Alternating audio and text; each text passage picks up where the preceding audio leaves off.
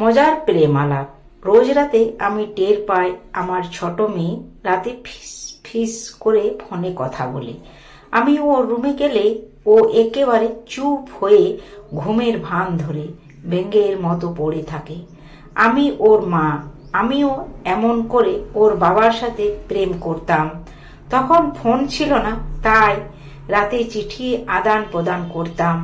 বাবাকে দেখলে আমিও ব্যাঙ মরার মতো পড়ে থাকতাম। আমার বাবা আমার কলেজ যাওয়া বন্ধ করে দিয়েছিল, তাই আমি পালিয়ে এসেছিলাম। কিন্তু আমি ডিজিটাল মা, ভাবলাম আমাকে কিছু একটা করতে হবে।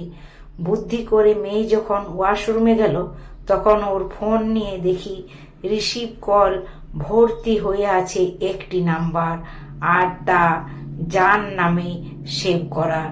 তাড়াতাড়ি ওই নম্বর টুকে নিলাম। ব্যাস, রান্নাঘরে গিয়ে ওই নাম্বারে SMS দিলাম, জান, আমি রিয়া, এটা আমার নিউ নম্বর। আগের নম্বরে ভুলেও কল দেবেন না, ওটা মায়ের কাছে। ওই নম্বর ব্লক লিস্টে রেখে দাও, আর এখন থেকে শুধু SMS করবে। মা টের পেয়েছে সব, তাই কিছুদিন কথা বলা যাবে না। ওপাশ থেকে টুং করে ফিরতে SMS, আচ্ছা জান, কি করছো সোনা? মনে মনে ভাবলাম তোকে একবার হাতের লাগালে পাই, সোনা পুড়ে তামা বানাবো। আমি মেসেজ দিলাম, কিছু না জান, মন খারাপ। এভাবে আমাদের চ্যাটিং চলতেই রইল। 7 দিনের মাথায় আমি ভোর রাতেও বারান্দা গিয়ে SMS করি, আমার বর মহাশয় ইদানিং আমার দিকে কেমন সন্দেহ দৃষ্টিতে তাকায়। তাতে কিছু আসে যায় না, আমার মেয়ের লাইফ আছে। আমি অনেক দিন মেসেজিং করলে আমার মেয়ে ওদিক থেকে ওই ছেলে ভুলে যাবে। ইদানিং আমার মেয়েকেও মন মরা দেখি, নম্বর ব্লক লিস্টে দিয়েছে কিনা। যা হোক, অবশেষে আমি ভাবলাম আমি সেই ছেলের সাথে দেখা করি, ওকে গিয়ে হুমকি ধমকি দিয়ে আসবো, তাহলে সাকসেস। সাজুগুজু করছি, মন বেশ ফুরফুরো লাগছে আজ। সেই বেয়াদবকে চরম ধোলাই দেব। আমার বরমশাই পেপার পড়া বাদ দিয়ে আমায় আড়াল চোখে দেখছে আর জিজ্ঞেস করছে, কি ব্যাপার, কোথায় যাবে? ওকে বলেও ও ব্যাপারটা নিয়ে হাইপার হবে, তাই বললাম বাজারে কিছু কেনার আছে এই বিকেলবেলা। তো মধু নাই বাড়িতে, তুমি তো জানো সকালে খালি পেটে আমি মধু খাই, ডায়েটে আছি তো। বাড়ি থেকে নেমে পার্কে গিয়ে দাঁড়িয়ে আছি, অল্প বয়সী কাউকে দেখছি না, কিন্তু আমার বরের চেয়েও বয়স্ক লোক আমার পাশে ঘুরঘুর করছে। ফোনটা হাতে নিয়ে আবার মেসেজ দিলাম, কোথায় তুমি? ওপাশ থেকে মেসেজ না দিলে কল দিল। আমি রিসিভ করে চুপ করে আছি।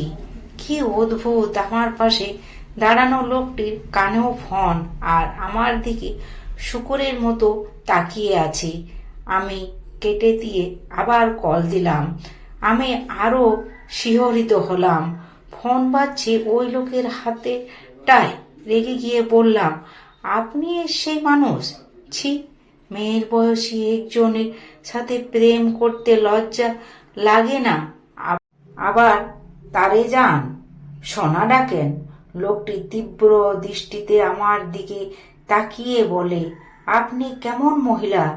3 কাল গিয়ে 1 কালে ঠেকেছে, আর এখন বাচ্চার বয়সী ছেলেকে বিরক্ত করেন। ঝগড়ার এক পর্যায়ে জানতে পারলাম আমার মেয়ে এই লোকের ছেলের সাথে প্রেম করে। তিনিও তার ছেলের ফোন নিয়েছিলেন, আর আমি এতদিন তার ছেলে ভেবে তার সাথে প্রেমে লাভ করছিলাম। দুজনে এক পর্যায়ে হাসতে হাসতে মরার উপক্রম হয়েছে। 2 ব্যর্থ গোয়েন্দায় এক পর্যায়ে কফি শপে বসলাম। নিজের কর্মকাণ্ডের জন্য সরিও বললাম, তিনিও বললেন। ভাবলাম বেয়াই হিসাবে ছেলের বাবা মন্দ না। হেসে হেসে বললাম, ছেলের ফোনটা বাসায় গিয়ে ছেলেকে দিয়ে দিবেন। আর মেয়ে খুবই মন মরা হয়ে আছে। সে উঠে বলল, আগে মেসেজিংগুলো মুছে নেন। এমন প্রেমালাপ দেখলে মামলা খেয়ে যাব, হা হা হা। আমি হেসে হেসে কফির কাপে চুমু দেব, তখনই দেখি আমার দিকে রাক্ষসের মতো তাকিয়ে আছে রিয়ার বাবা। এ কি, তুমি এখানে? বাহ বাহ, না আসলে তো এমন রঙ্গ দেখতেই পেতাম না। এ কি বলো, ভুল ভাবছো তুমি আমায়। ভুল? ছি, এত নীচ তুমি! এখন তো আমি তিতা হয়ে গেছি। আর এই বেটা মধু, তাই তো ভ্রমরের মধু খেতে এসেছে, খাও মধু। এই বলে রিয়ার বাবা চলে গেল। আমি পিছন পিছন ছুটছি। বেয়াই মশাই উঠে বলল, ঘাবড়াবেন না সোনা, সরি দিদি, আমি আছি অলওয়েজ পাশে। রেগে বললাম, চুপ করো ট্যাংলা বেটা। মেয়ের প্রেম ভাঙতে গিয়ে আমার সংসারে ভাঙার উপক্রম হয়েছে। ও রিয়ার বাবা দাঁড়াও, তুমি ভুল ভাবছো, দুনিয়ার সব মধুই ভেজাল, তুমি আসল। ও রিয়ার বাবা দাঁড়াও বলছি।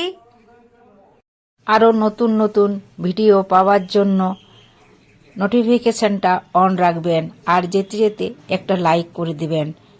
গল্পটা শোনার জন্য ধন্যবাদ।